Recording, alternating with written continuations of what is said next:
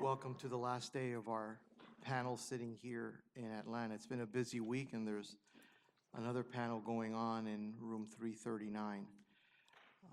Before we start, Judge Grant and I want to again thank Judge Eugene Seiler from the Sixth Circuit for being with us here all week. He's a frequent visitor to the circuit and has helped us out for many, many years.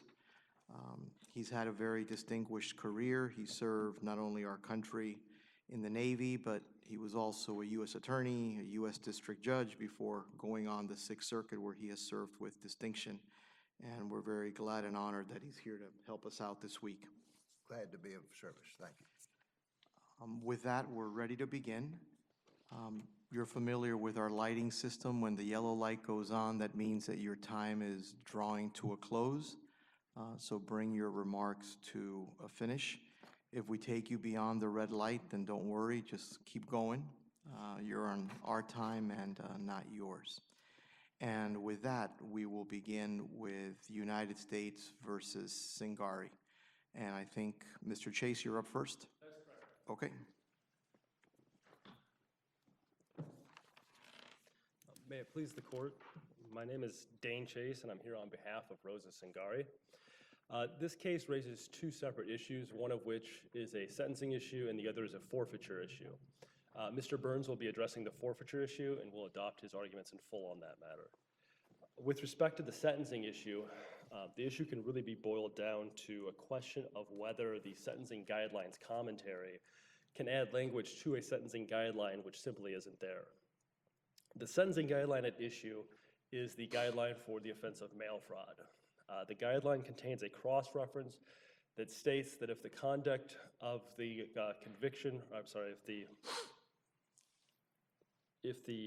conduct set forth in the count of conviction establishes an offense specifically governed by another guideline, to apply that guideline. In Ms. Cingari's case, there's no question that the offense of conviction establishes the offense of making a material false statement in an immigration application. So under a plain reading of the guideline, the immigration guideline should actually apply. Can I ask you an overall theoretical question? Certainly. How does that work with grouping? It seems to eliminate the grouping principles of the guidelines altogether, because under normal grouping principles, you take a certain set of related offenses, and if they are related enough within the guidelines, then you usually take the higher offense level in the grouping analysis, right? And you start with that. So if you do that with these offenses, at least in grouping purposes, you'd start with 2B1.1. Correct. But if you're correct, that grouping is rendered irrelevant or insignificant because the 2B1.1 becomes the 2L2.1 that you contend should apply. So that's just a theoretical issue that I'm having a little bit of trouble with. Well, it doesn't render it moot. In fact, you're still applying 2B1. It's just that 2B1 is now being redirected into, I believe it's 2L. I'm sorry, I can't remember the exact guideline letters. So in effect, you're still applying 2B1. It's just that it's now morphed itself by the cross-reference into the guideline for the immigration documentation. And that brings us to the issue of what the government's point is that under the guidelines commentary, you should be looking at which offense is more aptly covered by the conduct.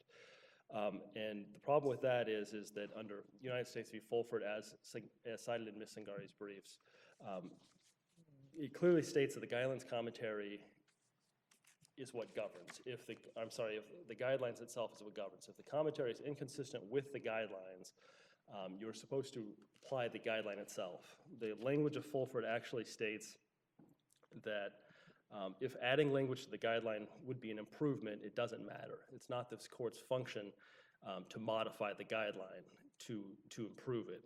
So in this case, I understand, going back to what Judge Jordan just said about the grouping issue, it may well be that it would be an improvement to read that aptly language into the guideline, but that's not what the guideline says, and it shouldn't be added to it. That should be the Sentencing Commission's job and task to amend the guideline to add that language if they see fit. What's your best case in line with what you're proposing here today?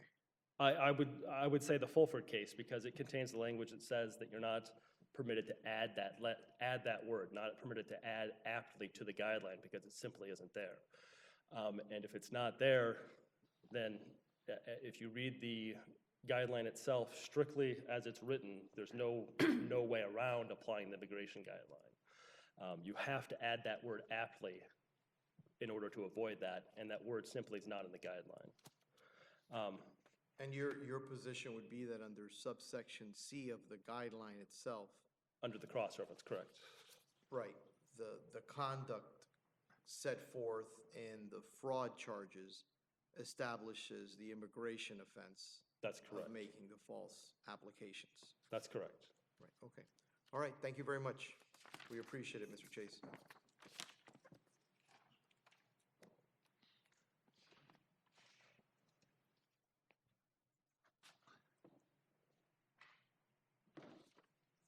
Mr. Burns. Good morning, Your Honors. May it please the Court. I'm Thomas Burns, and I represent Mr. Cingari. I'll be addressing both issues. The government is inviting you to rewrite the plain language of the cross-reference, to conflate the meaning of the phrases specifically covered by and more aptly covered by, and to misplace reliance on cases like Baldwin and Akamai, which are inapposite, instead of cases like Janau and Cuckoo. And we're asking you to decline that invitation. Judge Jordan, you asked about grouping, and Judge Seiler, you asked for the best case. As to the grouping issue, our position would be grouping is a general principle, and this is a specific provision, and you have to look at the plain language of this specific provision. All we can look at is the plain language, but perhaps the intent is let's take stuff out of 2B 1.1 because we've got the loss calculation and all these different enhancements that could apply, and maybe that's not working. But I don't really know what the rationale is. It's just we look at the plain language, and the plain language here indicates that you look at the cross-reference, and our position is we win under the cross-reference. Judge Seiler? Your client convicted for mail fraud? Yes. Okay. Both. Besides immigration fraud, both? Both, correct. The best cases, it's not just Fulford, it's also Janau and Cuckoo. Cuckoo is a 1997 decision by Judge Black. Janau is a Second Circuit decision. And Janau is the one that says, well, there's a difference between the language of the cross-reference and the language of the application note. So Does Baldwin cause you any problems, whether rightly or wrongly decided? I don't think so, because it's deciding the issue on a different premise. It's saying, well, we go straight to the application note and you lose under the application note. We don't really have a dispute with we lose under the application note. We say that you don't get to the application note in the first place. Let's look at the plain language of the cross-reference itself. It actually says, apply the cross-reference, go to the other guideline when the conduct set forth in the count of conviction establishes an offense specifically covered by another guideline. There's a little bit of a rhetorical switcheroo here that's in the government's position, where we would like to flip where the words conduct and offense are placed. So then they say, well, because they would like the guideline to say the offense set forth in the count of conviction is established by conduct specifically covered by another guideline. So they say, well, you don't get past the guideline because there's additional conduct in the count of conviction that you can't account for. But that's not how the guideline's actually written. Does the conduct establish the elements of an offense? And we establish the elements of the offenses, that's the Day case. It says, well, if the facts establish the elements of the offense, then that's satisfied. Is it fair to say that although it may not encompass your entire argument, it's sort of a lesser included theory? In other words, if the conduct set forth and it's necessary for the fraud conviction that triggers 2B 1.1 covers what might be a lesser included offense that's covered elsewhere in the guidelines, then you have to apply that other guideline. I understand your question. Yes, I would say that is it's a way of putting our argument. I know it doesn't cover the entire panoply of the argument, but in this case, it would. I think that's a way of expressing the point. And so it's like if you have a universe of facts, A through E, and those facts, A through C, establish some other offense, then you go to the guideline for that other offense. And that's true whether or not there were convictions for both types of offenses, because you just look to the facts They're alleged in the indictment to establish the count of conviction. So even if the government hadn't charged immigration fraud here, our position would still be you go to the immigration fraud guideline because the facts of the offense of conviction establish that other offense. Let's talk a little bit about this, conflating the meanings of the two phrases. The Janao case is the one that says specifically covered by means something different than more aptly covered by. Another place that you could look to for that point is the Merriam-Webster dictionary or any dictionary. These two phrases, specifically and aptly, don't mean the same thing. Janao says, well, one is substantially broader than the other, and if you've got that kind of plain language difference between the two, the Fulford case says you have to just apply the guideline and you don't go to the commentary.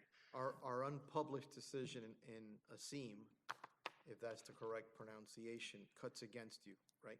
No, I think for the same reason that Baldwin doesn't. It's assuming that the commentary is the rule that applies, and we're disputing that portion of it. Now, it's a factually very similar case, but that appellant didn't raise the argument that we're raising here. That's clear from both the opinion, and I pulled the briefs. They didn't make that argument. So we think it's both distinguishable, and then of course it's unpublished, so it's not binding precedent on you, and you're free to make this decision on just a blank slate. And then our final backstop position, of course, is the rule of lenity. It's not the rule of lenity argument that's foreclosed by Baldwin, because Baldwin says there's no distinction between, there's no rule of lenity problem between 2B 1.1 and 2L 2.1. That's not our argument. We're saying there's a difference between the cross-reference and the application note, and then you have to apply the rule of lenity. So that's our sentencing argument. The other issue in this case is the forfeiture issue, and the Supreme Court decided the Honeycutt case, and that has created a big problem in criminal practice because a lot of people were just letting these forfeitures go through, join several. This is what the scheme got. Boom, here you go. And then Honeycutt came down while this after the judgment was entered and while this case was pending. So a couple of issues like what's your standard of review? Under your prior panel precedent, it's plain error. We disagree with the prior panel precedent, but you're bound by it. So that's the standard you have to apply. Why is this plain error here? Isn't it a different statute involved? It's actually not. So there's two statutes that are at play here. There's 981A1C and 982A6, under both of which the forfeiture is entered. One of those statutes, 981A1C, doesn't contain the directly or indirectly obtains language, which is what Honeycutt was hanging its hat on. The other statute that the forfeiture was entered, 982A6, does contain the same language as Honeycutt. So it's just indistinguishable. And there's another point which I'd raised in my reply brief. It's page 15, note 9. I said, well, the government's not challenged this, so they've abandoned that argument in their brief, according to Judge Jordan's opinion in La Grasta and Chief Judge Carnes' opinion in Hamilton Schools. So that's not really before you. But getting to your question, which is where's the plain error? So we're saying there's no factual findings here made about apportioning, or not even apportioning, but like what was personally obtained by each defendant. So that's an error. It was plain because Honeycutt says that you had to do it. The other two elements of the test are substantial rights, affecting your substantial rights, and reputational harm to the judiciary. Substantial rights are affected here. It's just a reasonable probability, and we say that that's probably, it's reasonably probable because there's some facts in the record about, Rosa Mrs. Cingari handled the finances, including bills and taxes. Mr. Cingari just ran errands. Fesher cooked food and took care of the yard. But apart from their roles in the conspiracy, aren't they differently situated than the Honeycutts by virtue of being a married couple? No, because we don't have findings about whether, this is my point about the substantial rights here. We don't really have findings about whether they were treating these proceeds as jointly obtained or not, and how they were doing it. So we don't know if they had separate accounts and what was really going on. And that's the factual finding that we say needs to happen here. So one way of putting this is this like Carlisle 1 or Carlisle 2? And our position is this is more like Carlisle 1 because there this court just said, well, look, district court, Honeycutt came out and you figure this out in the first instance. So what we want here is just a hearing to determine who did what and what was personally obtained. Because right now, we think the judgment doesn't comply with Honeycutt. And there's a substantial probability, a reasonable probability that the forfeiture judgment would be different because of certain facts about Mr. Cingari's involvement in the scheme, which was minimal compared to Mrs. Cingari's. Can a reasonable probability really be what establishes plain error? Don't we need more than that to find plain error? No, that is exactly what you need to find. It's the error. There's the four parts of the test. The error is plain. We say the error is plain under Honeycutt, and then for substantial rights, it's just a reasonable probability. So is there a reasonable probability that the result would be different? So it's not like absolute certainty. It's just a reasonable. So you're not probability. saying there's a reasonable probability there's an error. You're saying there's a reasonable probability that the rights would be affected. I'm not sure I understand that distinction. Usually to show that substantial rights are affected, you've got to show whatever language is appropriate, some effect on the outcome. Oh, yeah, yeah. Under a plain error standard, right? And that's what I'm saying. Right. So there's, in other words, there's a substantial probability that the forfeiture judgment, if it complied with Honeycutt, would look different from the way it looks now. And our argument is yes, there is a substantial, I'm sorry, I keep misstating that. There's a reasonable probability that it would look different if there was fact-finding because Mr. Cingari's role was far more limited than Mrs. Cingari's role. So He wants to put all the blame on his wife, right? That's essentially what you're arguing, right? She did it. I just. Yes, that's a Off the rails. fair fair assessment of what would likely occur during a remand hearing. Yes, There's sir. also the aspect that neither of your clients is really fighting about joint and several liability. What you're fighting about is the amount of joint and several liability, because it inures to both of their benefits for the liability, whatever it is, to be joint and several for both of them, right? No, If both of them were hit with $300,000, each one of them would want that liability to be joint and several.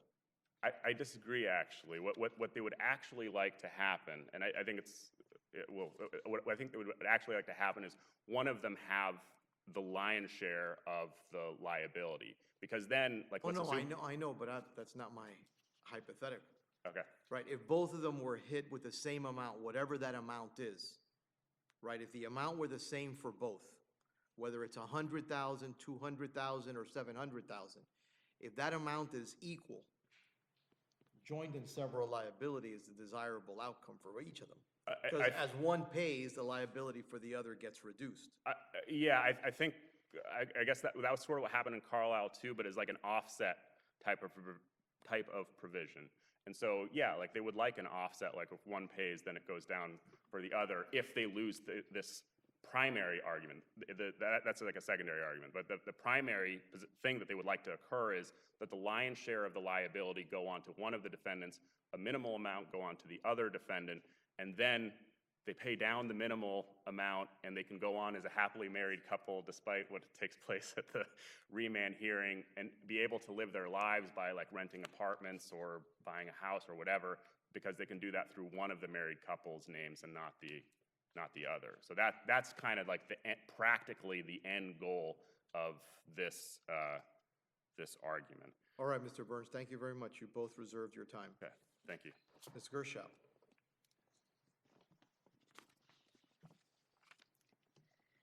Good morning, Your Honors, and may it please the Court. I'd like to start by addressing the Cingari's guidelines argument. They said there's no dispute that we lose under the cross-reference. But unfortunately for them, Baldwin already said that in this exact factual scenario, the commentary controls. And now they say, well, Baldwin didn't consider the proper issues, but as this Court is well aware, the Court in Smith said, we categorically reject any exception to the prior panel precedent rule based upon a perceived defect in the prior panel's reasoning or analysis as it relates to the law in existence at that time. The law, There's a substantial argument that, although you may be right about that, that Baldwin is incorrect. if Baldwin is incorrect, which I would argue it's not, then the only remedy this court has is to take Baldwin en banc. Oh, I completely understand that, and I think you're absolutely right about that. But why should commentary that is arguably in conflict with a guideline take precedence over the guideline? Well, first, of course, because Baldwin says so. But in this case, I would say there is no conflict between the plain language of the guideline and the commentary. Because, first of all, every case that they cite about the commentary not governing if it's in conflict with the language of the guidelines, with the exception of an out-of-circuit case, has found that the commentary is authoritative. They rely on Fulford, but in Fulford said there's no conflict between the guideline and the commentary. And in Stinson, which is the Supreme Court case, what the court in Stinson was saying is sometimes courts are not applying the commentary when there's not a plain conflict between the commentary and the guidelines. And here in our briefs, we've set forth why there is no conflict between the plain language of the commentary, the plain language of the commentary and the cross-reference. And we can assume that the court in Baldwin, when it applied the commentary, it was well aware. Judge Carnes was on both the panel that wrote Fulford and the panel that wrote Baldwin. This court knows how to apply the commentary in connection with the guideline. And so the assumption in Baldwin is that the court said there is no conflict between the plain language of the guideline and the commentary, and therefore the commentary is authoritative. And again, when you interpret the plain language of the guideline, you have to start by interpreting it in connection with the commentary, because as the Supreme Court said in Stinson, the commentary is what the Sentencing Commission believes that their guideline means. And here, when you And look... what do you do with, or how do you figure out the meaning conjunctively of specifically covered and aptly covered? Well, I think that you have to look at the guideline as a whole, which says the conduct specifically charged in the count of conviction establishes an offense specifically covered by another guideline.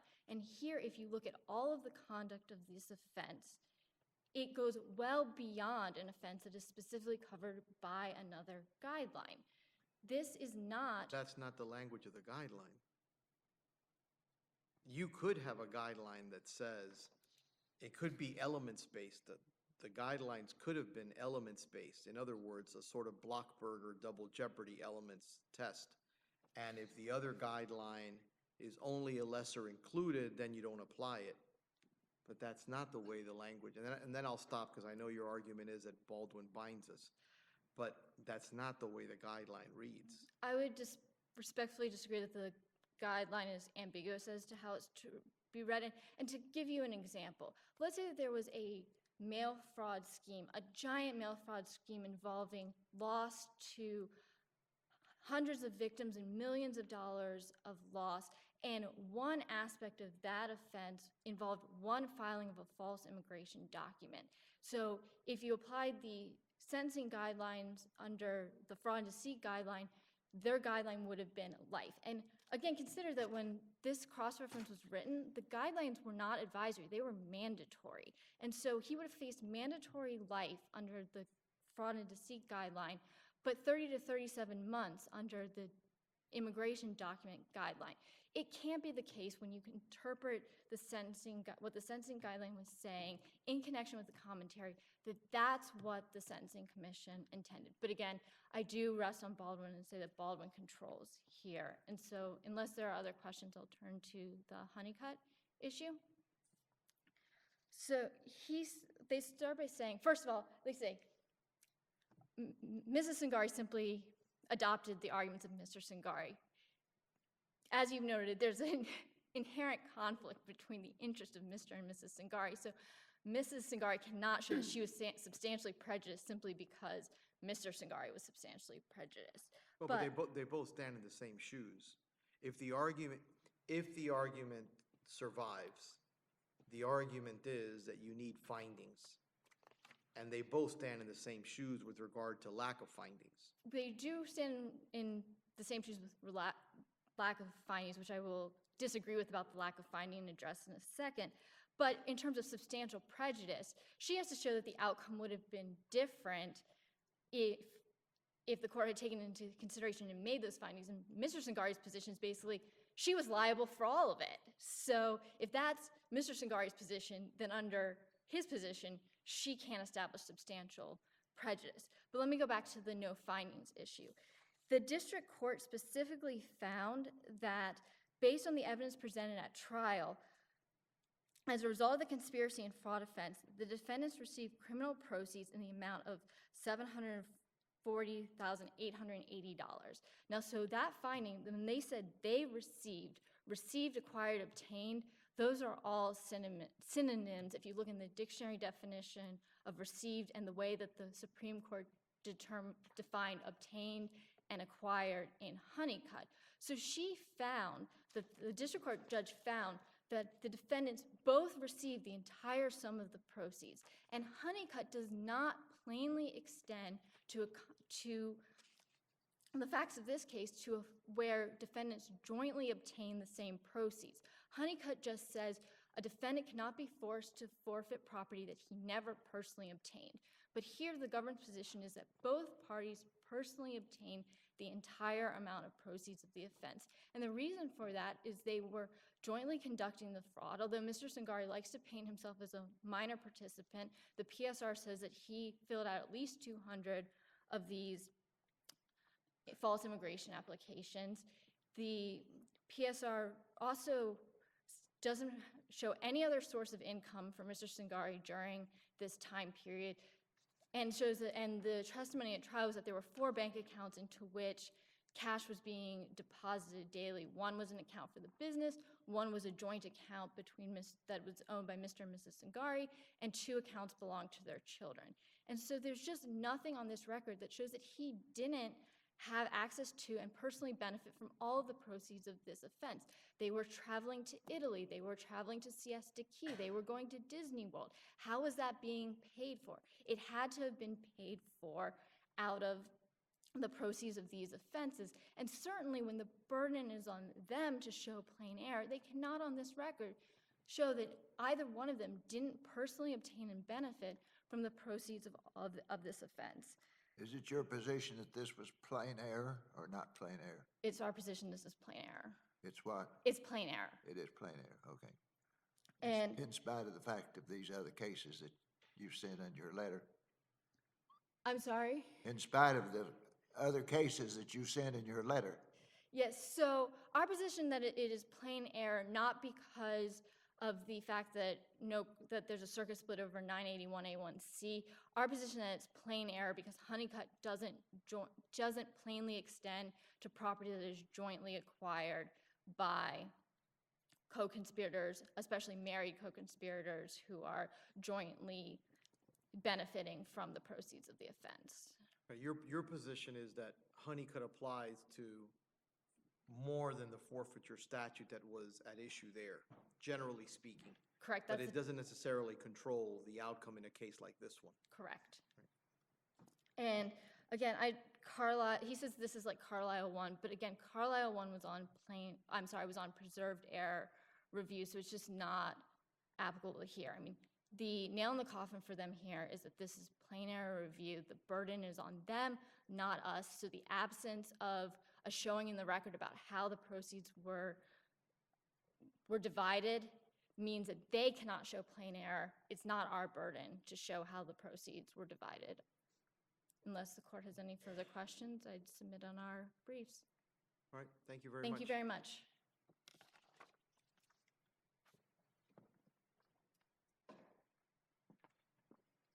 Just very briefly, concerning the Baldwin case, the defendant in that case argued it under the aptly theory. The court decided it under the aptly test. There was no dispute as to whether that test applied, so there is no binding precedent as concerning whether the proper test is the aptly test or whether you should just be looking at the plain language of the guideline.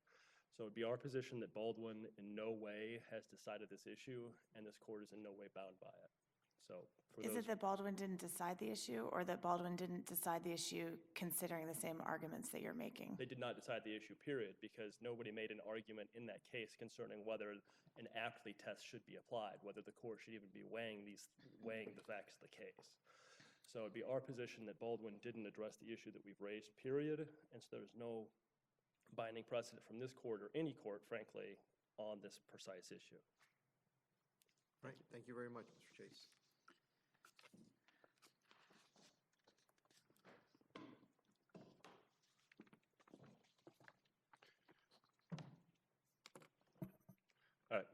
Judge Grant, I think the way to express that concept is that Baldwin assumed without deciding that you go straight to the commentary.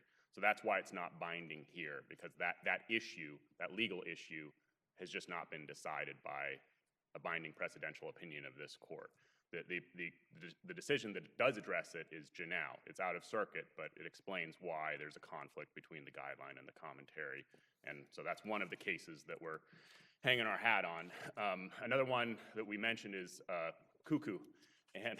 And Cuckoo involved a very similar situation, but the difference between that case and this case now is that the government's kind of changed its charging theory. So it's not just the immigration fraud perpetrated on the government, but there are victims here who are the illegal aliens that were paid out money, and they're the victims of the wire fraud.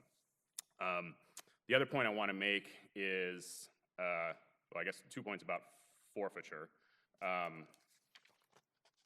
So one is that there were factual findings made. I think those factual findings pertain to what the scheme obtained, not to what each defendant personally obtained. That still hasn't been done, and that's the type of evidentiary hearing that we would be asking for on remand. Just figure out how you're going to divvy this stuff up. But under a plain error scenario, that might be enough. Might be enough in what respect? If you were operating in a situation where there were no findings whatsoever, you'd have a much stronger argument to make on that prong of plain error. But here there is a finding of sorts. It may not be exactly what Honeycutt requires, but there's something. You just think it's not enough. So, yeah, I would say like sort of kind of, but it's not really what Honeycutt requires. Our theory of what Honeycutt requires is you actually have to assign each dollar so it terminates in a specific defendant's pocket. And that's not been done here. There's just like this, it was a pre-Honeycutt judgment, and it just says, this is how much the scheme obtained. Here's your forfeiture order. It's joint and several, and that's the end of the case. So we're saying you need to assign each of those dollars.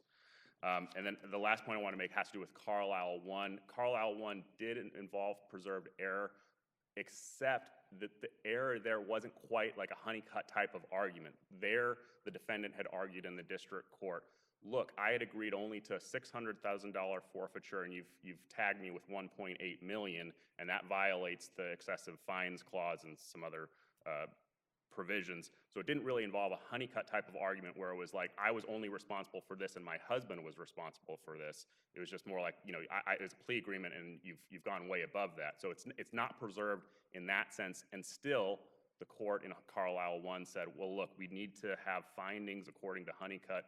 District court, please go do that. And then we had, that hearing, and it came up to Carlisle 2. So that's what we're asking for, like the kind of ruling in Carlisle 1. All right, thank you very much, Mr. Burns. Thank you. Mr. Chase, Mr. Burns, we know that you were both court-appointed for your clients, and we want to thank you not only on their behalf, but ours for your service. We really appreciate it. Anytime.